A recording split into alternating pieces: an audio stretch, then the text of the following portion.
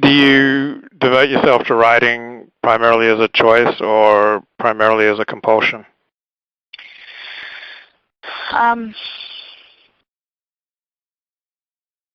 Wow. I think it goes back and forth, and other times it's also something I consider my job. There are days I don't want to do it, and I do it anyway because I have to meet a deadline, or because I know that I'm going to feel like shit if I don't. But I never really, there was a time when I saw a choice in that. To an extent. I saw that there was a choice that I could make between writing as a career and writing as a hobby and having another career. But that was a very brief period. It was at the end of college, and I didn't understand that writing could be a career. I didn't get it. Nobody was preparing me for that. So, and why should they have been? It's not a smart thing to prepare someone for, I guess. But I was a double major in college. I taught psychology and creative writing. So I thought, well, I guess I'll be a psychologist. I know there's grad school for that. And I remember one day I asked one of my professors, my advanced fiction professor, I said, is there grad school for creative writing? And from that moment, I realized, because he said yes. He said, yeah, I don't recommend it. But I knew then, there is. People can keep pursuing this past the college level. And, and that was all I needed to know. I didn't know at that point what it would mean to make a career of it, but I recognized I can at least get a couple more years of this, and it's all I wanted. So I went for it. I applied to grad school right out of college, and I went. And then when I was there, I sort of slowly started to understand, okay, this is something I can do with my life. It's not going to be easy, and it's probably not going to be lucrative, at least for a while, but it is something that I can do. And that was really exciting. How I can't often, remember now what your question was, and I'm worried I strayed off course. There's no straying. I love straying off course, so have no concerns on that, because what I find most interesting in an interview is the things that you're not planning to say. It's like psychotherapy, right? I guess, yeah. Like I'm sure there are 10, 20 basic questions about your book that you've been asked many times or are prepared to be asked, and you've already got the answers already thought out. So yeah, but I know when I talk to you that I'm not going to get any of those questions. I wasn't worried about getting bored by this interview. I remember the editor of Reason magazine, Nick Gillespie, told me that he was more concerned about giving me an interview than Bill O'Reilly. I think that you have a worse reputation than you deserve, then. Thank you. Thank you. I don't know. Was that a compliment or an insult? It was kind of both. Yeah, but I think it's always the right thing to do is to say thank you. You're welcome. Let me think about what you... Oh, do you ever blame your parents, your mentors, or yourself for making the choice to get an MFA and devote yourself to writing? Blame them? I think it was the best thing I ever did. So do you mean attribute it to them? No, do you ever... I guess you never regret the choice then? No. Oh, no. No, I'm so glad. I know a lot of people say that the MFA is terrible, but it's funny because it seems to me like the people who are always bashing the MFA either haven't gotten one or they've gotten one and have been unsuccessful in the publishing world.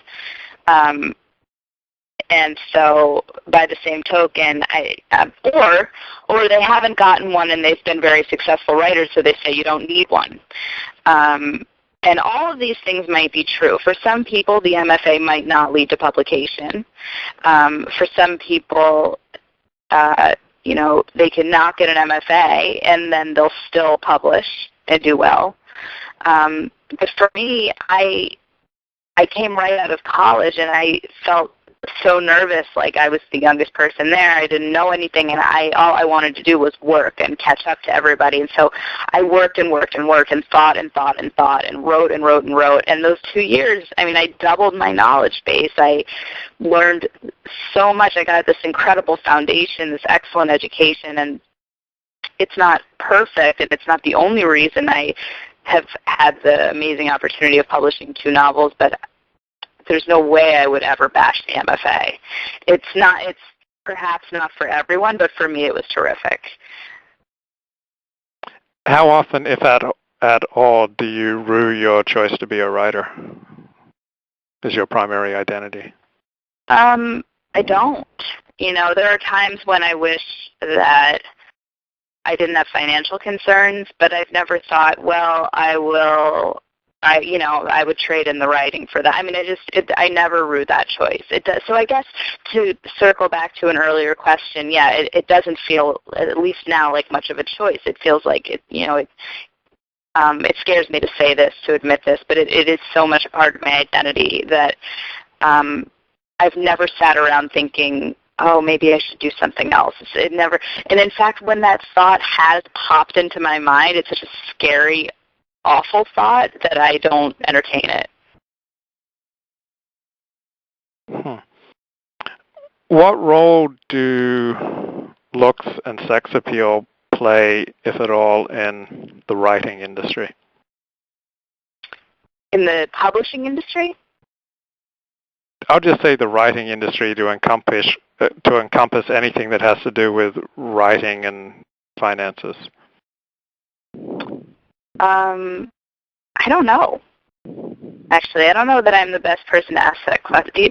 That's the kind of question I bet you could ask people who work in magazines or publishing houses, and you'd get an earful. But I feel like most of my work time is spent in my apartment alone, so I don't really know what goes on politically.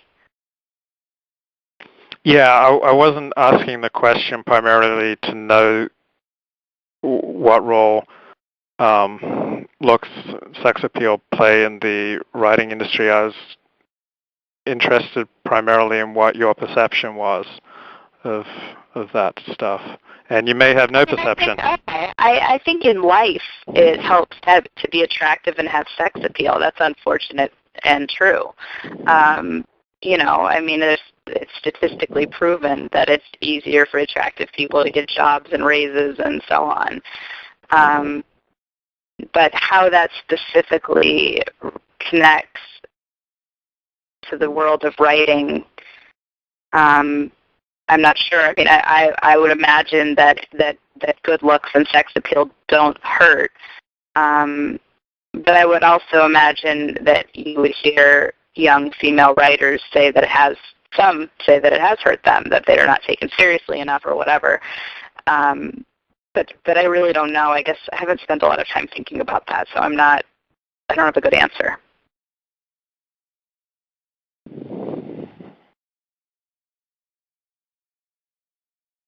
I'm thinking. I'm curious why you asked that.